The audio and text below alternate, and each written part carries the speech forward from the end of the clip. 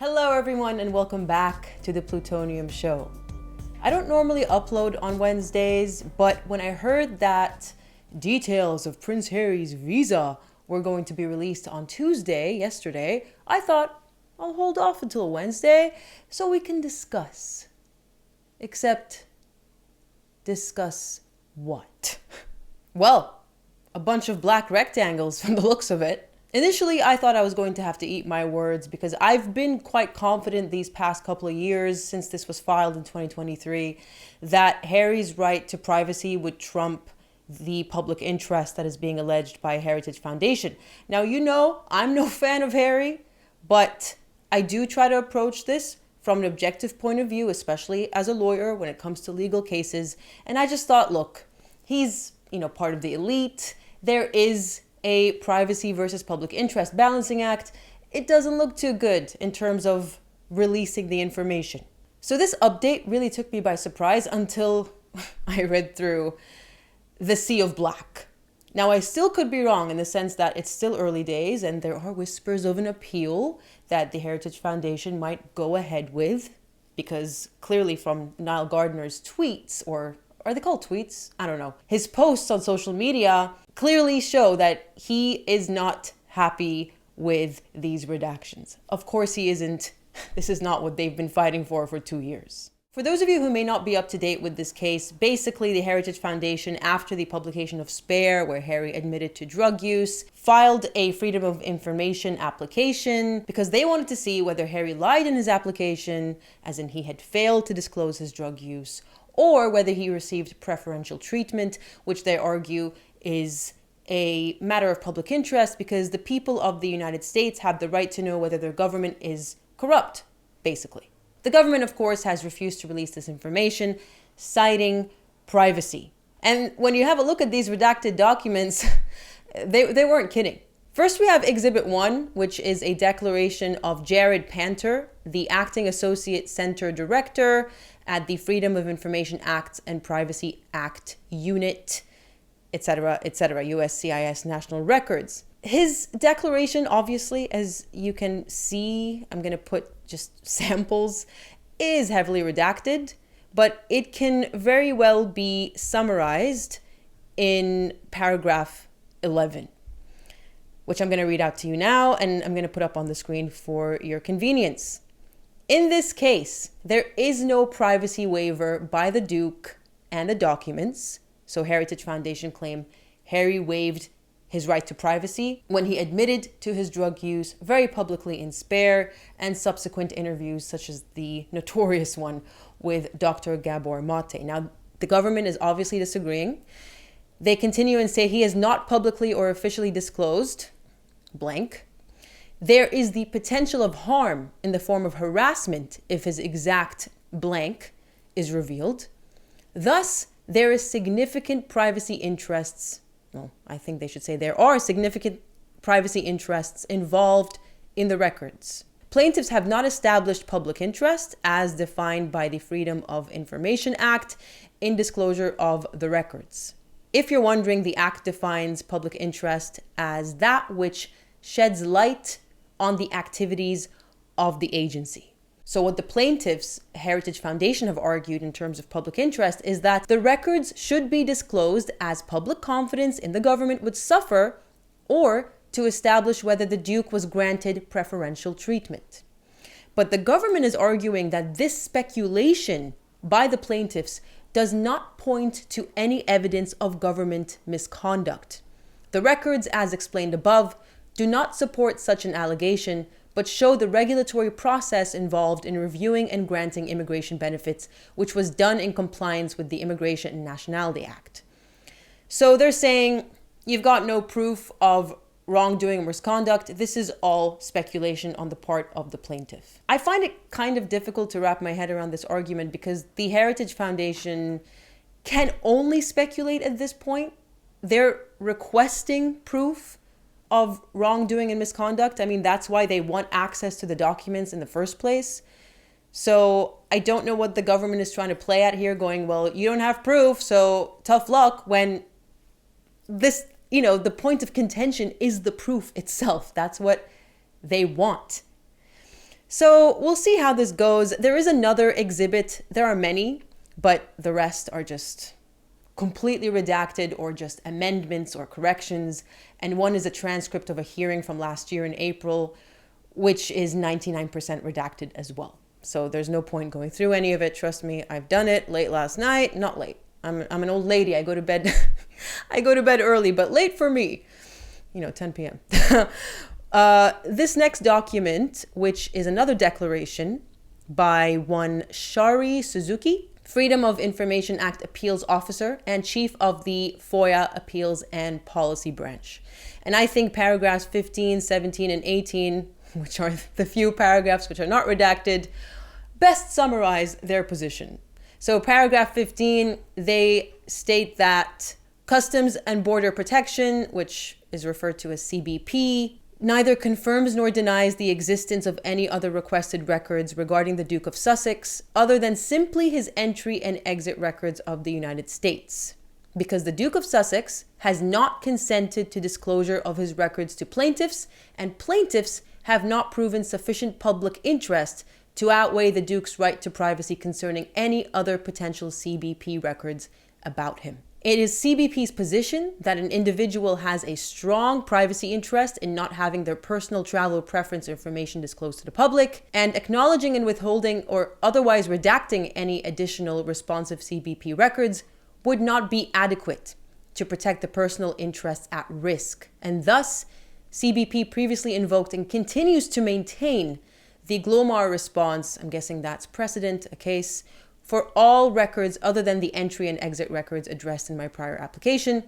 Any other response would acknowledge the existence of records, and basically it's all redacted, but it would reveal things that are protected by privacy. They go on to repeat that there is a minimal amount of information of interest to the public revealed by the treatment of one individual by the government, and does not shed sufficient light on CBP's conduct to overcome the Duke of Sussex's privacy interest in his encounters. So they're saying this is just one application, one person, and so the public interest argument is very weak and is outweighed by Prince Harry's right to privacy. Why does this matter? Why should we care? Well, the Heritage Foundation's argument is basically, did Prince Harry lie? What if he did? And if he didn't, was he given preferential treatment? What type of visa does he hold? Is it a standard visa? Is he there as an investor, as a spouse, or as a diplomat? Because these things matter with regards to how you respond to that question. It also matters in terms of precedent. So, in the law, one case can set the standard that future cases will look to and follow and be bound by. This is going to dictate how future cases of this nature will be determined, especially when it comes to the privacy versus public interest balancing act. So it has wider repercussions. It's not just restricted to Prince Harry, is their argument. Did Harry waive his right to privacy when he disclosed his drug use in his book, and then in his interview with Dr. Gabor Mate, and whatever other interview he may have given? It's not a question that I can answer right now on the spot without really thinking about it, because it's one thing to talk about your prior drug use in a book, but does that automatically waive your right to privacy when it comes to your visa documents? Do you see what I'm saying? It's not something I can reconcile easily. I can't instantly tell you, yes, of course he waived his right to privacy. It's really not as clear cut as that. Not saying you can't argue it, and not saying that an argument would not succeed, but it's just a matter of who argues it best, I suppose. At the end of the day, I think we all also have to remember that when it comes to these visa applications, the decision makers have discretion. It's not a hard and fast rule where there's a checklist and, every single thing has to be satisfied and there's a black and white answer. With discretion comes flexibility. So Harry could have admitted, for instance, to using drugs in the past, and the decision maker decided to use their discretion and overlook that or allow it. The most important thing is, to me, the way I see it, is if he lied. And I think also, obviously, that's what Heritage Foundation wants to find out, because it's one thing for a decision maker to use their discretion. But it's another to lie in official documents, which in many instances is perjury, effectively. A form of perjury, whether it's out of court, and come with serious implications, including deportation. I've always maintained that I don't think it will ever go that far with Prince Harry, and Trump basically confirmed that recently with his comments about Meghan being punishment enough. And don't we all know he's right, at least in that regard. But so far, nothing new. One thing's for sure in this world, we can't trust our government, we can't trust the media, and so who do you trust, you ask? Well, Ground News, I say. Check out the description box where you get 40% off a Vantage plan if you would like to get access to a platform that provides you with unbiased and transparent sources of news. Once again, the link is in the description box and currently on the screen for your convenience. Go get it. Ooh, the woman who never stops, huh? I don't know how else to describe her. I mean, Meghan Markle is nothing if not stubborn. This is kind of old news because I haven't released a podcast in a while, but you've all seen this. You've all heard about her new podcast. Finally, after what seems like ages since her Lemonada contract had been announced. I mean, when was it announced? It was something I was meant to look up. February 13th, 2024. So over a year ago now was when this partnership was announced. And all she's been able to do in the space of over a year, granted she did her Netflix show, was produce 8 episodes of a new show called Confessions of a Female Founder. Female founder of what? Was the very first thought that crossed my mind. Of ripping families apart? Of lying for a living? The audacity of this woman is never lost on me. I mean, she's got guts. She has got one heck of a spine on her to just keep coming back and rebranding and rebranding. I mean, it's enough to give us whiplash.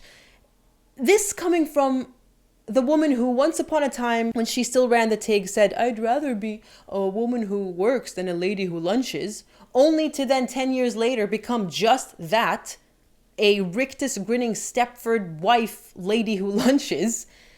And then what? A couple of days later, suddenly promote herself as a woman who works, power posing, staring into the camera, CEO, founder of whatever. Get it? As ever, whatever. And when I read her Instagram blurb about the show, I was struck once again by how completely oblivious she is, how completely blind she is to her own narcissism. Just listen to this. She says, I've been having candid conversations with amazing women, we've heard that before, who have turned dreams into realities and scaled small ideas into massively successful businesses. They're opening up, sharing their tips, tricks, and tumbles, and letting me pick their brains as I build my own business, whatever. You know, as an influencer that she's clearly trying to be, the point of influencing is telling your customers, whether directly or, implicitly, what they stand to benefit from what it is that you're advertising, whether it's clothing, whether it's a podcast. And she fails on all counts in this blurb. This was meant to promote the show before it even drops. The trailer drops next week, I believe, and give us a hint as to why we should tune in. Because the rest of us aren't swimming in millions while we lazily attempt to start a business using the coat of arms of an actual town in a country and the name of a business that has already been established in New York. We don't have access to these women that she's supposedly going to interview. We don't know who they are so far. To pick their brains while we lazily attempt to emulate them, attempt to project this image of a female founder. Not to mention, I'm sure you've already heard that the name is another lazy form of, I suppose, plagiarism, because there are other podcasts literally with that exact name. So there's a podcast called Confessions of a CEO, where a woman, Kelsey Borgs, talks about her experience of being a female founder. There is another podcast called Confessions of a Founder by Alicia M. Campbell, and a YouTube series called Confessions of a Female Founder by YouTuber Katie Mate, I think. All I can say is I hope this has the same effect that it had on As Ever New York. Do you remember when she announced As Ever and everyone went just straight to As Ever New York and sold out all their products, and they got a lot of interest and followers and free publicity, basically. So perhaps this will help all these smaller creators who are running these shows and just get them some more traffic, really. I went over to Lemonada on Instagram as well, and oh gosh, I don't even know if I can tune into this. I'm not gonna lie, because the description sounds, I'll read it out to you.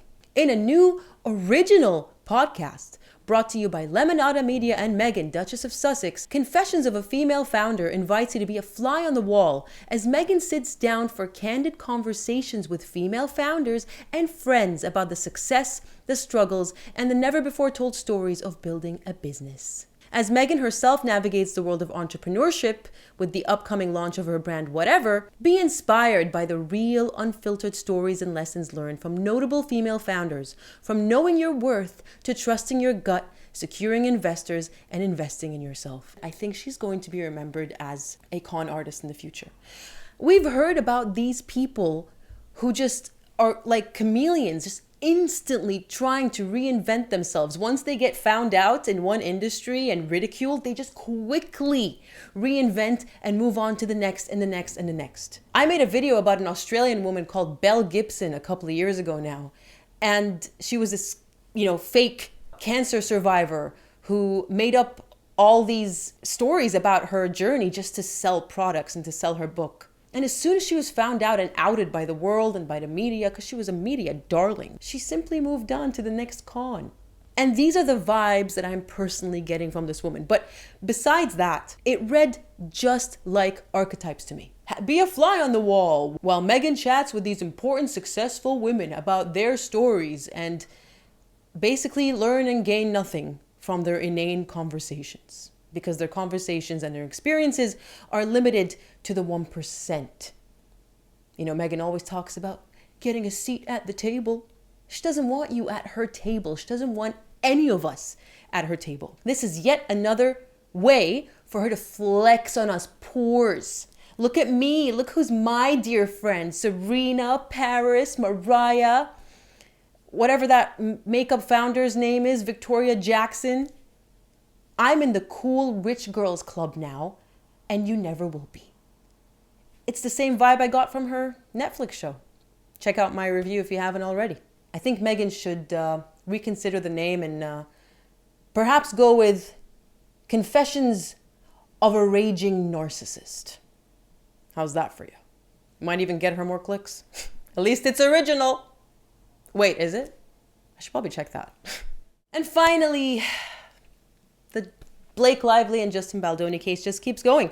However, in this instance, it's actually Ryan Reynolds who we are concerned with. Only yesterday, Ryan has filed a motion to dismiss. Anyone who's been following the case would know that he's been lumped in as a defendant, along with his wife, Blake Lively, in Justin Baldoni's lawsuit against them and a slew of other defendants. But Ryan wants out. On what basis? We're going to go through it in a summarized form. But to summarize the summary, wait, I'm going to give it away and then you guys aren't going to watch. Nah, not going to do that. Stick around and you'll find out. So in the introduction, we gather that Ryan is asking, what do I have to do with any of this? He claims that there is zero evidence against him with regards to the 6 causes of action listed by Justin and the other plaintiffs, and that the plaintiffs failed to plead sufficient facts. So it's one thing to throw vague allegations. Ryan's arguing that's all for clickbait and generating, a media storm. But it's another for these allegations to survive at court if they haven't been clearly, succinctly, and specifically pleaded. Does he have a leg to stand on? Let's find out. Let's start off with defamation. Ryan claims that the parties, I'm going to call them Justin Baldoni because I know there's more than Justin, but it's just easier. Justin has failed to plead a single defamatory statement published by Ryan Reynolds. He argues that it's all too vague. There are no specific pleadings, no specific facts. There is close to no context. And this is specifically in relation to Ryan calling Justin a predator to a WME agent. And there has been no timeline provided as to when this conversation and when this comment was made, which is relevant to the statute of limitations. In most jurisdictions, defamation has a 1-year limit. So you have 1 year to bring a case, to file a lawsuit. If that year lapses, you're out of luck. Failing that, Ryan says, all right, let's pretend that he has clearly identified that these predator statements have been correctly pleaded. He argues that, well, tough, because my calling Justin a predator is a matter of protected opinion rather than a statement of fact. They refer to a significant amount of precedent to back this argument up. Now, for those of you who may not be familiar with legalese, precedent is key to us lawyers. It is key. You cannot make an argument at court, or you cannot hope to have it stand without using precedent, which is prior case law, to back it up. I don't know if the case law that they're using here is strong. I'm an Australian lawyer. Lawyers can cherry pick, and when you look at one side, it may look like they're making very strong arguments backed up by case law, but then the other side might come back and say, that wasn't even, ratio. That wasn't actually a binding precedent. That was obiter dictum, which is just a passing opinion made by a judge, which is not binding.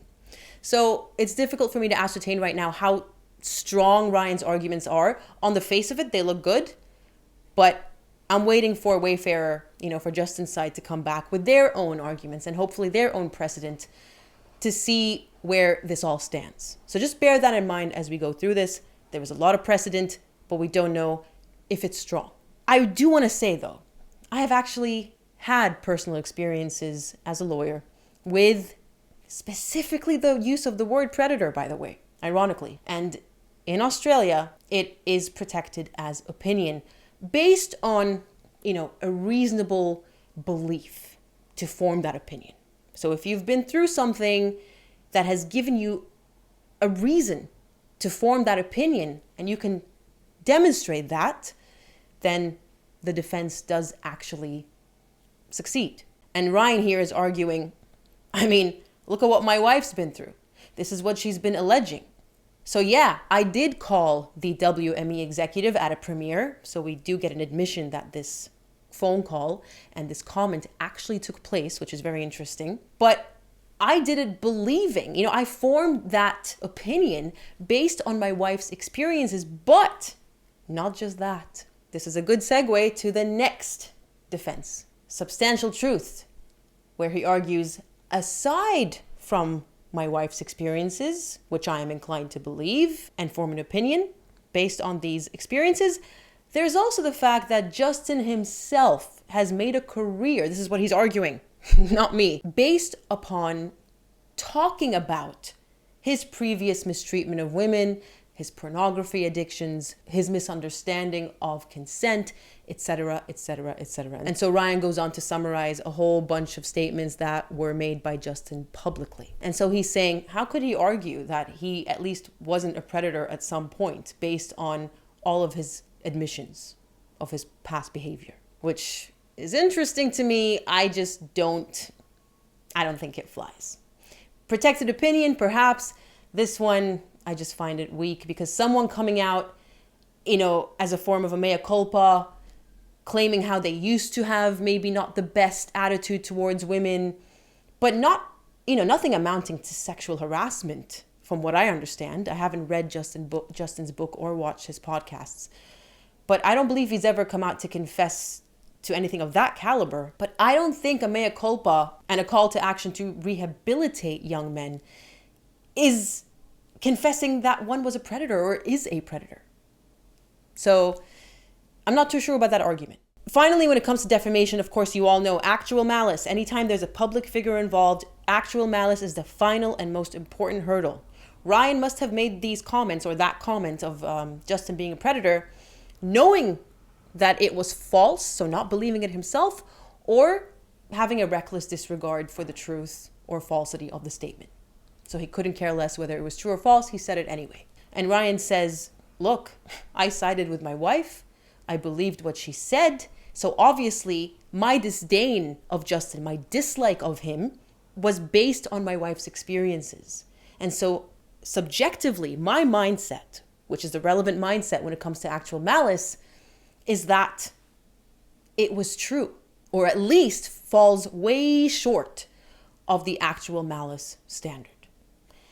That does seem to be a strong argument as long as Ryan wasn't in on it with Blake, as long as this wasn't some scheme, some hoax that they both cooked up. Moving on to false light invasion, this one's not as long. So they argue that it's not recognized in New York. We've covered this in a previous video as well when it comes to Blake, I believe. And in California, it should fail if it duplicates a libel claim, which is what they're claiming here, that it's just a replica of the defamation claim. And they argue that it wouldn't survive a dismissal because it meets the same requirements, or should meet the same requirements as the libel claim. And they're citing case law here.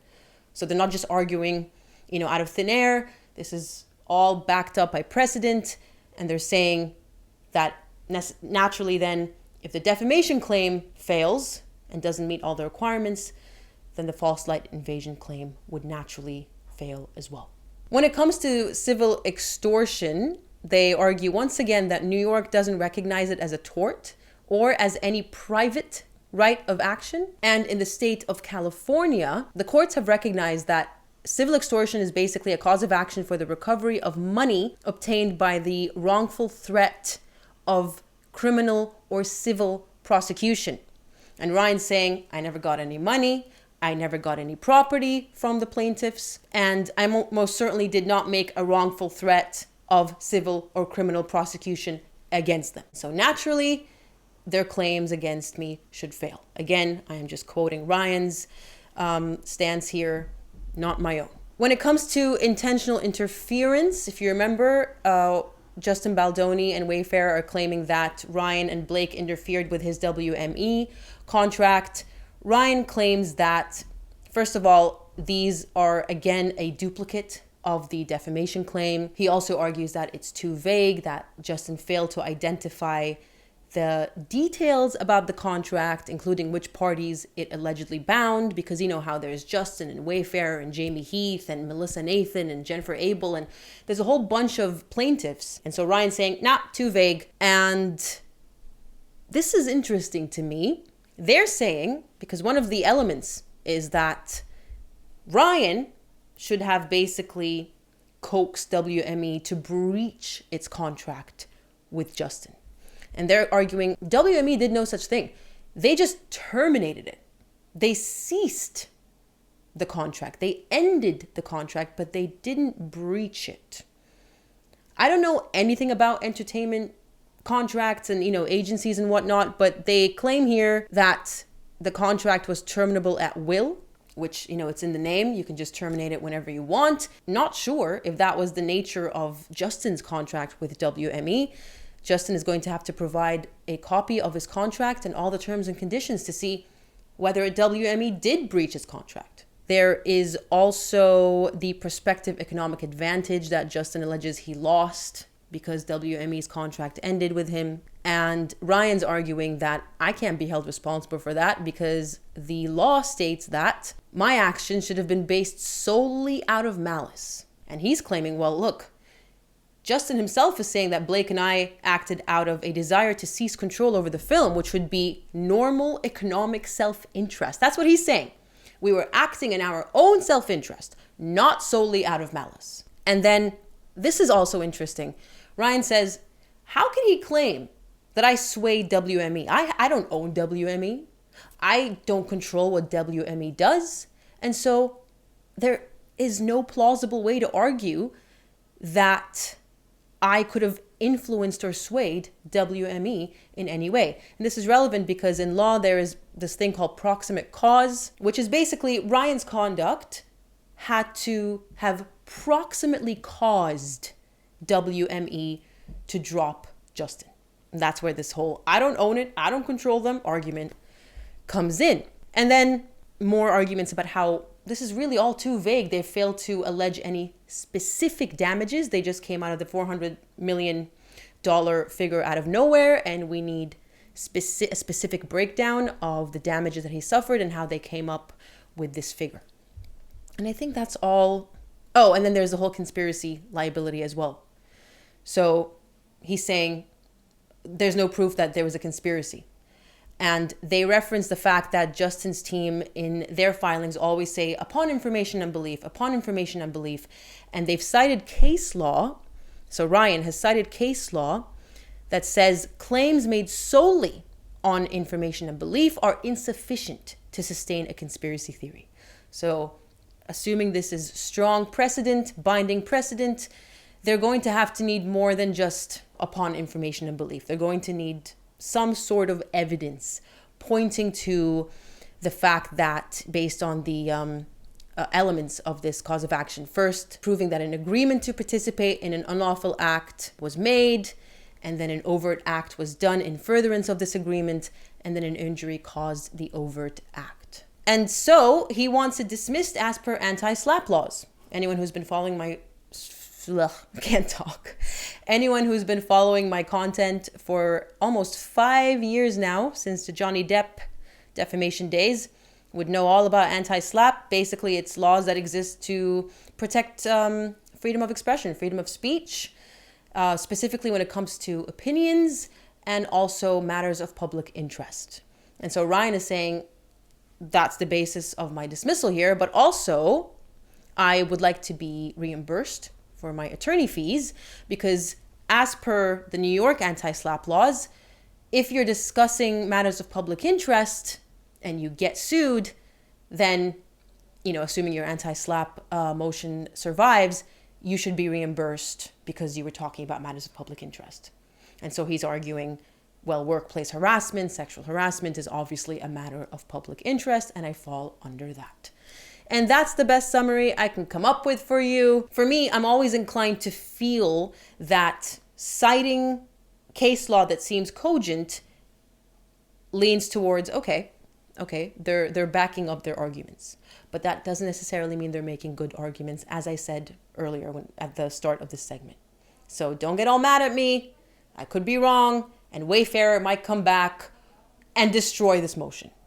We're just going to have to wait and see. This is all a developing story, as you all know. But that's about all the time I have for today. Oh, wait, no. I have a joke of the week. So I was doing my usual snooping about, social media, once again, prepping myself for the podcast. And I come across Meghan's As Ever official Instagram page to be met with this latest post.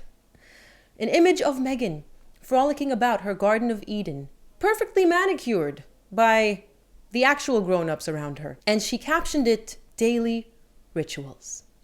Now, of course, the impression she would like to give is, I'm gardening. Look at me holding these spring onions in my hand. These perfectly manicured and clean spring onions. Now, I'm no gardener, but I've been reliably informed that this is not what fresh out of the ground spring onions look like. I mean, are they even spring onions? I'm kind of hopeless with this stuff. I'm zooming in. They are spring onions. Come on. With that tiny little watering tin that looks so vintage and cute. Literally, it's a playset.